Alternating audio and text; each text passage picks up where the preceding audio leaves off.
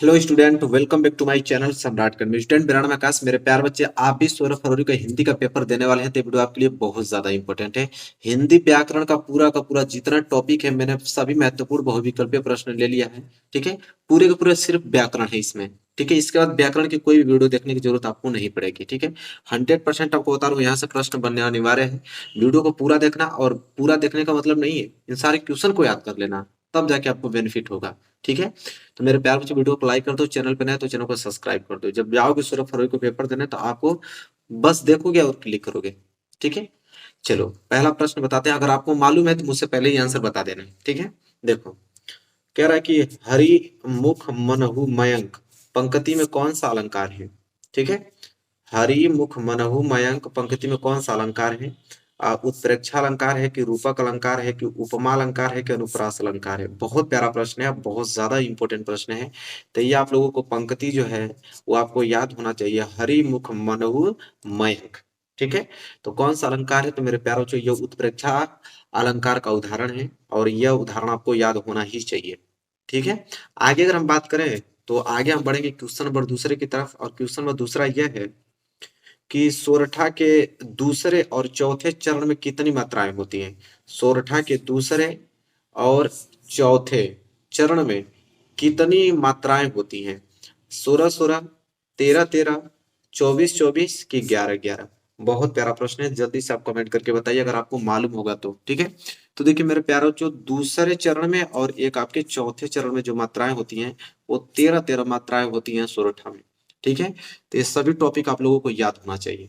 आगे अगर हम बात करें और अगला प्रश्न देखें, तो देखो प्रश्न नंबर तीसरा क्या है कि चरण कमल बंदो हरिराई में कौन सा अलंकार है। ठीक है, देखिए ये भी बहुत ज्यादा इंपॉर्टेंट, आप स्टार बना लो इस पर, और इन प्रश्नों को अच्छे तरीके से याद कर लेना। अनुप्रास अलंकार है कि रूपक अलंकार है कि श्लेष अलंकार है कि आपका उत्प्रेक्षा अलंकार है। चरण कमल बंदो हरिराय में कौन सा अलंकार है। और एक क्वेश्चन बहुत ज्यादा इंपॉर्टेंट है, अगर मालूम है तो आप मुझसे ही पहले आंसर आप बता दीजिए, और मैं इसका राइट आंसर आपको बताता हूँ कि कौन सा अलंकार है। मेरे प्यारे बच्चों, रूपक अलंकार का उदाहरण है चरण कमल बंदो हरिराई, आपको याद होना चाहिए।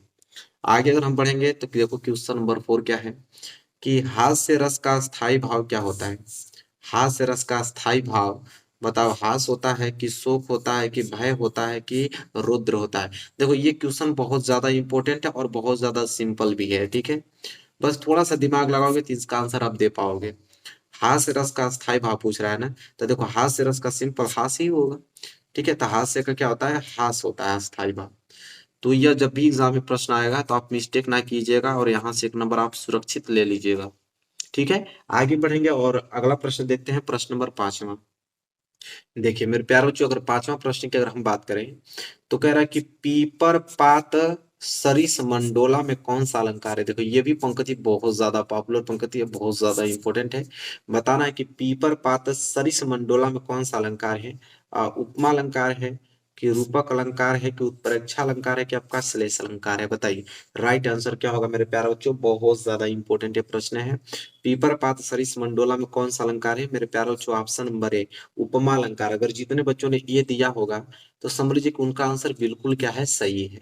ठीक है, चलिए तो ये भी प्रश्न क्लियर हो गया। आगे अगर हम बात करें, तो अगला प्रश्न देख के उत्तर बताओ कि कह रहा है कि करुण रस का स्थायी भाव क्या होता है। अभी हमने हास्य रस का स्थायी भाव हास देखा था, अब करुण रस आ गया। करुण रस का स्थायी भाव क्या होता है, शोक, रति, क्रोध की भयानक। मेरे प्यारे बच्चों कमेंट करके बताओ क्या होगा राइट आंसर। करुण रस का स्थायी भाव क्या होता है। ठीक है, तो करुण का स्थायी भाव शोक होता है, शोक। ठीक है, दुख होता है। ठीक है, तो जितने बच्चों ने अगर ऑप्शन ए दी पे क्लिक किए होंगे, तो उनका आंसर बिल्कुल 100% सही है। ठीक है, अपना स्कोरिंग वो अपना काउंट करते रहिएगा, और लास्ट में हमको स्कोर आप जरूर शेयर कीजिएगा कितना आपने सही कर लिया है। ठीक है, तो क्वेश्चन नंबर 6 भी यहाँ पे क्लियर हो गया ना। आगे अगर हम बात कर लेते हैं, तो प्रश्न नंबर 7 की तरफ। और प्रश्न नंबर 7 देखिए क्या है कि रोला में कितने चरण होते हैं। ठीक है, रोला सोचता तो आप लोग जानते ही हैं। अब यहाँ पे प्रश्न ये आ गया है कि रोला पूछ रहा है, रोला में कितने चरण होता है आपको बताना है। ठीक है, 2 कि 4 होता है कि आपका 6 होता है कि 8 होता है। ठीक है, मेरे प्यारे बच्चों में समय देता हूँ, अगर आपको मालूम है आंसर, तो मुझसे पहले ही आप आंसर कमेंट में बता दो। ठीक है, देखो इसका राइट आंसर होगा मेरे प्यारे बच्चों ऑप्शन नंबर बी। कितने चरण होते हैं, तो टोटल 4 चरण होते हैं। तो जितने बच्चों ने ऑप्शन बी पे क्लिक किया होगा, उनका आंसर बिल्कुल क्या है, सही है। आगे अगर हम बात करें, अगला प्रश्न बहुत काफी पॉपुलर प्रश्न है, बहुत इंपॉर्टेंट भी प्रश्न है। कह रहा है कि हे खग मृग है मधुकर श्रेणी तुम देखी सीता मृग नैनी। अब पूछ रहा है कि इसमें कौन सा रस है, ये पूछ रहा है। देखो ये पंक्ति बहुत ज्यादा इंपॉर्टेंट है, उदाहरण जो है बहुत ज्यादा पॉपुलर उदाहरण है कि है खग मृग है मधुकर श्रेणी तुम देखी सीता मृग नैनी। और इसमें रस पूछ रहा है ना, बताओ हाथ से रस होगा कि करुण रस का उदाहरण है कि वीर रस का है कि इनमें से कोई नहीं। ठीक है, चार ऑप्शन दिया हुआ है, सोच समझ के जवाब दीजिएगा। अच्छा प्रश्न है, तो इसका हो जाएगा ऑप्शन नंबर बी। किसका उदाहरण है? करुण रस का। इसमें कौन सा रस है? तो करुण रस का। ठीक है मेरे प्यार बच्चों, आगे अगर हम बात करते हैं तो देख लो प्रश्न नंबर 9। और प्रश्न नंबर 9 मेरे प्यार बच्चों यह है कि सोरठा के प्रथम एवं तृतीय चरण में कितनी मात्राएं होती हैं। ठीक है, सोरठा के प्रथम चरण में और एक आपका तृतीय चरण में कितनी मात्राएं होती हैं? 11-11 कि 13-13 कि 16-16 कि 24-24? बताइए क्या होगा राइट आंसर मेरे प्यारों। जो बहुत इंपॉर्टेंट प्रश्न है, क्वेश्चन नंबर 9। ठीक है, इसका राइट आंसर हो जाएगा ऑप्शन नंबर ए, क्योंकि सोरठा के प्रथम चरण में और तृतीय चरण में 11-11 मात्राएं होती हैं। ठीक है, तो जितने बच्चों ने ए पे क्लिक किया उनका बिल्कुल आंसर क्या है? सही है। आगे अगर हम बढ़ेंगे, अगला प्रश्न अगर मैं आपसे पूछूं तो प्रश्न नंबर 10वां की तरफ देखिए। देखिए प्रश्न नंबर 10वां, ठीक है, प्रश्न नंबर 10वां ये है कि उपमा के कितने अंग होते हैं। ठीक है, उपमा के कितने अंग होते हैं बताओ, 4 होते हैं कि 5 होते हैं कि 6 होते हैं कि 7 होते हैं? ये प्रश्न बहुत काफी इंपॉर्टेंट है। उपमा के कितने अंग होते हैं यह बताना है। मेरे प्यारो जो ऑप्शन नंबर ए पे क्लिक करना है, कितने? 4 होते हैं। ठीक है, कितने होते हैं? 4 होते हैं। चलिए आगे अगर आप बात कर लेते हैं, और अगला प्रश्न नंबर 11 देखो क्या है कि रोला में, देखो ये प्रश्न काफी इंपॉर्टेंट है, बहुत लोग इसका उत्तर दे नहीं पाएंगे, लेकिन आप लोग इसको अच्छे तरीके से रिवाइज कर लेना कि रोला में कितनी मात्राओं पर यति होती है। ठीक है, रोला में कितनी मात्राओं पर यति होती है? 11 और 13 कि 13 और 11 कि 12 और 10 कि इनमें से कोई नहीं। ठीक है, बताइए प्रश्न नंबर 11 का राइट आंसर क्या होगा कि रोला में कितनी मात्राओं पर यति होती है मेरे प्यारे बच्चों? एक तो 11 पे होती है, इसके बाद दूसरा का 13 पे होती है। तो ऑप्शन ए जो है इस प्रश्न का राइट आंसर हो जाएगा। तो जितने बच्चों ने ए दिया है आंसर बिल्कुल उनका सही है। आगे अगर हम बात करें, अगला प्रश्न देखो प्रश्न नंबर 12 क्या है, कह रहा है कि रस के कितने अंग होते हैं। ठीक है, अब यहाँ पे रस, अभी उपमा के कितने अंग होते हैं? 4। अब यहाँ पे रस का पूछ रहा है। ठीक है, तो देखो रस के कितने अंग होते हैं? 4 होते हैं कि 5 होते हैं कि 6 होते हैं कि 7 होते हैं? बताना है आप लोगों को, कमेंट करके बताइए कि रस के कितने अंग होते हैं। तो मेरे प्यारों इसका भी 4 ही होता है। ठीक है, तो जब इस प्रकार के प्रश्न आ जाए तो मैक्सिमम आप लोगों का जो आंसर होता है, ठीक है, वो होता है आप लोगों का 4 ही। ठीक है, तो 4 ही पे आप लोगों को क्लिक करना है अगर आप भूल जाते हो तो। ठीक है, चलिए आगे अगर हम बात करें प्रश्न नंबर 13, देखो प्रश्न नंबर 13 यह है कि प्रति प्रति सुनी उकस सही अकुसाही देखी दशा हरिगन मुसुकाही में कौन सा रस है? देखो ये पंक्ति बहुत पॉपुलर पंक्ति है, ये आप लोगों को याद होना चाहिए। और इस पंक्ति में पूछ रहा है, एक बार मैं और पढ़ लेता हूँ कि प्रति प्रति सुनी उकसही अकुसाही देखी दशा हरिगन मुसुकाई। अब बताना है कि रस कौन सा है इसमें, करुण रस है कि हास्य रस है कि वीर रस है कि शांत रस है? ठीक है, क्या होगा राइट आंसर मेरे प्यारे बच्चों? तो इसका हो जाएगा ऑप्शन नंबर बी। कौन सा रस है? हास्य रस है। तो जितने बच्चों ने बी दिया आंसर बिल्कुल उनका सही है मेरे प्यारे बच्चों। आगे अगर हम बढ़े, अगला प्रश्न में अगर मैं आपसे पूछूं तो प्रश्न नंबर 14 देखो क्या है कि रोला के प्रत्येक चरण में कितनी मात्राएं होती हैं?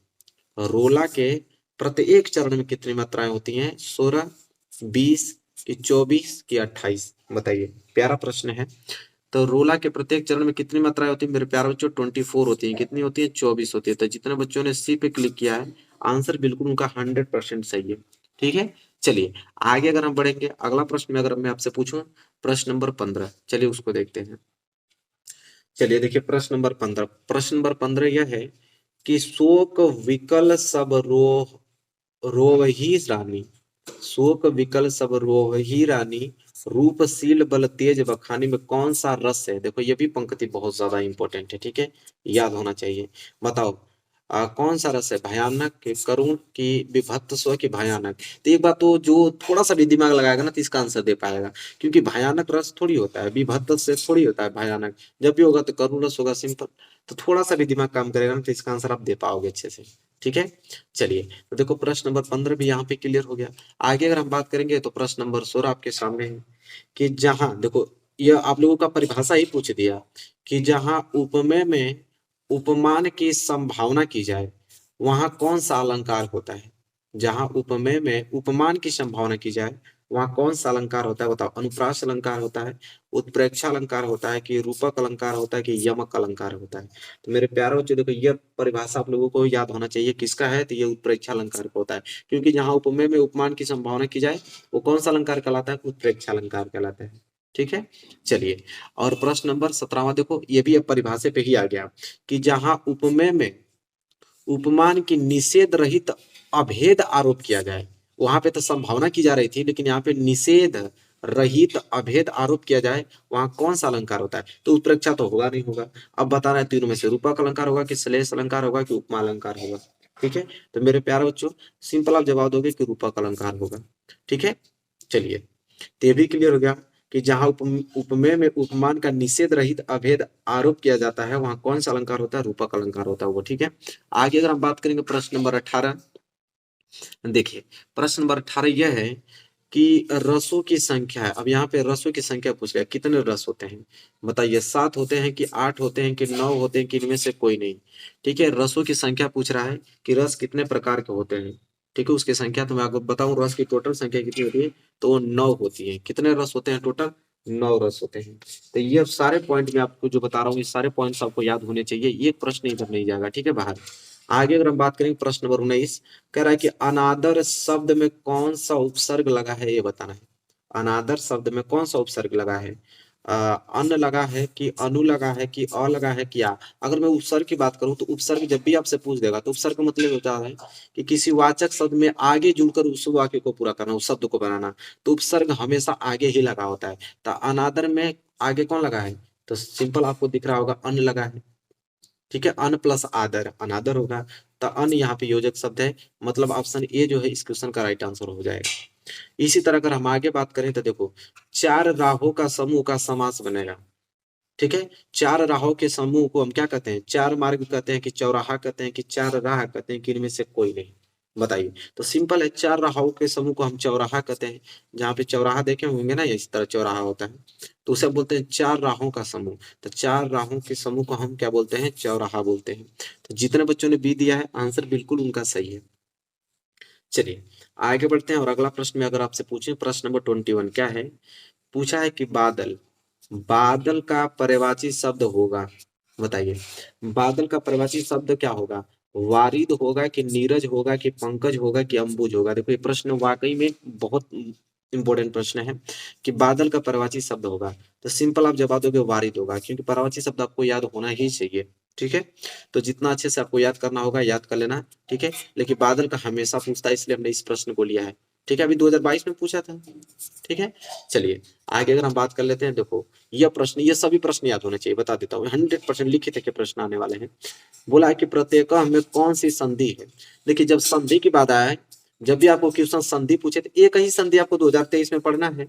2023 में एक ही संधि है, यड़ संधि। तो आंख बंद करके ही ना इस पे आपको ट्रिक करना है।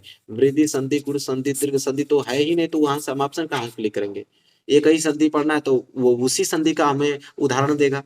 ठीक है, तो प्रत्येक में कौन सी संधि है, यड़ संधि, सिंपल। तो जितने बच्चों ने ए दिया, आंसर बिल्कुल उनका सही है। चलिए देखो, यह प्रश्न वाकई में इंपॉर्टेंट है, कि स्वागतम का संधि विग्रह होगा। अगर मैं स्वागतम का संधि विच्छेद करूं तो क्या होगा, सुधन आगतम होगा, कि स्वाधन आगतम होगा, कि सुधन गतम होगा, कि स्वधन आगतम होगा। तो ये तो बहुत सिंपल प्रश्न है, बचपन से ही पढ़ते आ रहे हो आप लोग, कि स्वागतम का अगर संधि अगर हम विग्रह कर दें तो होगा सुधन आगतम होता है। क्या होता है, सुधन आगतम। तो जितने बच्चों ने ए दिया है उनका आंसर बिल्कुल क्या 100% क्या है, सही है। ठीक है, चलिए मेरे प्यारे बच्चों, इसको मैं साइड करता हूं। अगर आगे हम बात करें तो अगला प्रश्न देख लो, 24 क्या है, कि इत्यादि में कौन सी संधि, अब यहाँ पे पूछ रहा है इत्यादि में कौन सी संधि है। अभी हमने बात किया आप लोगों के सामने, कि जब संधि के बाद आ जाए तो एक ही संधि पे आप लोग क्लिक करना है, यड़ संधि। वृद्धि संधि, गुण संधि, दीर्घ संधि ये तो है ही नहीं, मात्र एक ही संधि पढ़ना है, तो यड़ ही संधि होगा।